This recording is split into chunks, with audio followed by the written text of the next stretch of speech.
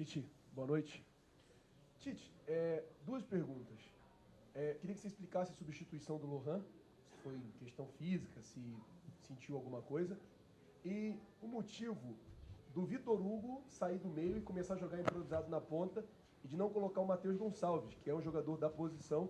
Você prefere jogar com meia improvisado de ponta do que colocar um da posição. Queria que você falasse um pouco sobre isso. As opções táticas, elas são de jogadores que estão treinando e já tem também rotina. Eu entendo a tua observação. Agora faço um adendo. O Vitor tem jogado muitas vezes nesse setor. Se tu pegar uma retrospectiva de quantas partidas ele entrou nesse setor, tu vai ver que ele está entrando nesse setor. E não é improviso. E se tu olhares ainda o passado dele dentro do próprio Flamengo, ele faz funções parecidas. Então, ele tem essa possibilidade. A outra é que nós fizemos 3 jogos em 6 dias e há um desgaste, e nós tivemos que fazer bastante modificações, inclusive para alavancar uma intensidade física da equipe, mas por isso as modificações. Boa noite, Tite. Boa noite, Matheus. Sidão Marinho da Litoral News. A gente sabe que no Campeonato Brasileiro não tem jogo fácil, né? Todos os jogos são difíceis, essa viagem especialmente, uma logística mais complicada também para vir até Caxias. Qual a sua análise sobre a partida do Flamengo e, na sua visão, o Flamengo perde o jogo em qual setor do campo? Dá para colocar um setor do campo que o Flamengo foi pior dentro da partida de hoje? O Juventude conseguiu uma melhoria em relação à sua produção hoje? Teve alternâncias de momentos de domínio e oportunidades vivas de gol, com os goleiros participando e tendo oportunidades efetivas, claras. Eu lembro de 3 defesas eu acho que 3 de cada dos 2 goleiros ela teve bastante efetivas de oportunidades claras. Tem uma equipe muito bem treinada. O Roger é um grande treinador. E também soube fazer as modificações para também gerar intensidade naquilo que ele tem. E trouxe, isso é a felicidade da bola parada de 2 grandes batedores. O Jean é um grande batedor, o Nenê é um grande batedor. E eles têm bons cabeceadores, também tiveram, assim como em outros momentos nos beneficiou, também tem que saber reconhecer. Tite, Matheus, o Flamengo tomou 2 gols de bola parada. No intervalo, o Fabrício Bruno disse que vocês treinam muito isso e por isso era muito ruim tomar 2 gols assim. O que vocês identificaram de falha nesses lances e se o desgaste dos jogadores também corrobora para isso, para esse lance de falha? Assim? A resposta que eu coloquei anteriormente, ela também cabe para ti. Tem méritos do adversário. O Roger é muito bom treinador, tem na bola parada, tem na organização da equipe, tem nos blocos. Tenho um carinho por ele, por ter sido meu atleta, mas independentemente disso, ele está fazendo um grande trabalho. Tem méritos, doutor, ele tem que saber reconhecer. E tem ajustes também, a gente pode melhorar algumas questões em treinamento, a gente vai olhar, analisar para que não se repita mais. Titi, tudo bom? Aqui atrás, Pedro Oliveira da Bandeirantes. Eu queria fazer 2 perguntas em uma, talvez elas se complementem. Primeiro, o Flamengo faz um gol muito rápido no início do primeiro tempo, e aí sofre também depois um gol muito rápido. 30 minutos de primeiro tempo, já estava 1-1 o jogo. De certa forma, o Flamengo sentiu o baque de ter levado o gol muito rápido e no emocional isso pesou, porque o Juventude veio para cima. E para complementar também, a que ponto a Copa América vem influenciando nesse momento do Flamengo, porque o Flamengo perdeu alguns jogadores e agora precisa dar a resposta muito rápido.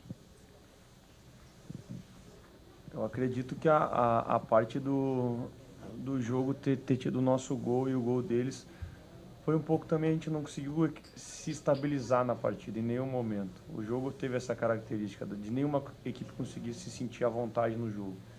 E aí quando começou a ganhar, a gente fez o gol, no momento até que a gente não estava tão bem na partida, o Juventude estava um pouquinho melhor, aí a gente parecia que a gente ia conseguir se estabilizar, o Juventude faz o gol. Aí o segundo tempo teve um momento que a gente cria, a gente gera a situação de gol, parece que a gente tá na hora de estabilizar, e aí o Juventude troca, cresce e começa a gerar dificuldade. E a gente vem numa sequência de 5 jogos, né, seguidos, de final de semana e meio de semana, sem bastante atletas, não são só os da Copa América, a gente teve 10 desfalques hoje, né. E aí para uma rotina também de dia a dia de trabalho, quando tu tem 10 jogadores a menos, então essas funções que os teus atletas fazem durante o treino e venham fazendo no jogo, às vezes elas não são exatamente iguais, tu não consegue dar uma rotina e um equilíbrio de treino tão grande para todos esses atletas. E aí a gente está sofrendo um pouco nisso. Muitos jogadores, às vezes, tendo que jogar 90 minutos seguidos, mas essa sequência de jogos em 2 dias de intervalo também geraram um desgaste na gente. Agora a gente pode ser melhor de qualquer forma. Complementando, eu tenho que considerar a todos os atletas a mobilização deles. Se mais não fez, é porque mais não pôde.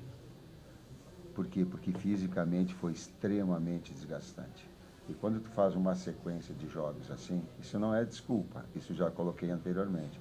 Tu há um decréscimo e tu tem uma necessidade de ficar com peças de reposição. Ele é humano, ele é humano. Agora tem atletas que ele está e tu via a necessidade de trocar porque o desgaste físico ele acaba sendo inevitável.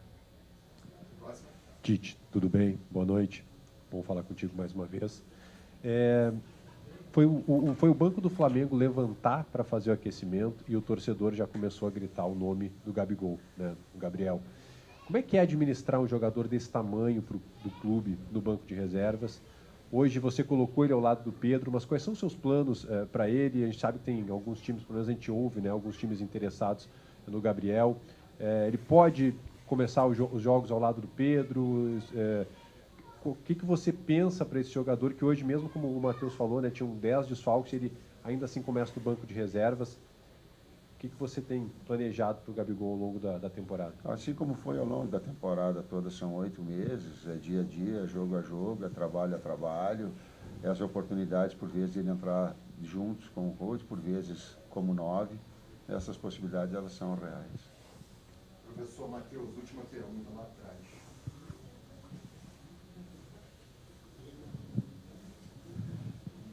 Tite, boa noite. Queria saber se tu te surpreendeu com a postura ofensiva do Juventude, também como é que é para ti retornar aqui para Caxias do Sul, comandar um jogo no estádio Alfredo Jaconi. Do jogo a gente já falou, teve momentos de domínio e controle das duas equipes. O Juventude tem a qualidade técnica, tem um grande treinador, tem um grande preparador físico, o Paulo, tem um grande trabalho. Em relação a voltar a Caxias, eu acho que eu externei isso daí anteriormente, eu estou falando em termos pessoais, eu sou um cara abençoado, cara. Eu sou um cara abençoado porque sou filho da terra, trabalhei no Juventude como atleta e como técnico, no Juventude como atleta como técnico, tem toda uma história, né, gerada, tem uma esposa aqui, que vem de Caxias, então tenho todos os títulos que um técnico poderia sonhar na carreira, o último campeão mundial. Pô, cara, se eu reclamar de alguma coisa, o Papai do Céu vai olhar para trás e dizer menos. É isso. Muito obrigado, professor. Muito obrigado, Matheus. Obrigado a todos. Está encerrada a coletiva de imprensa do técnico Tite e também seu filho auxiliar Matheus Bach. Lembrando que não haverá zona mista, o Flamengo que segue agora para o aeroporto, aqui de Caxias do Sul.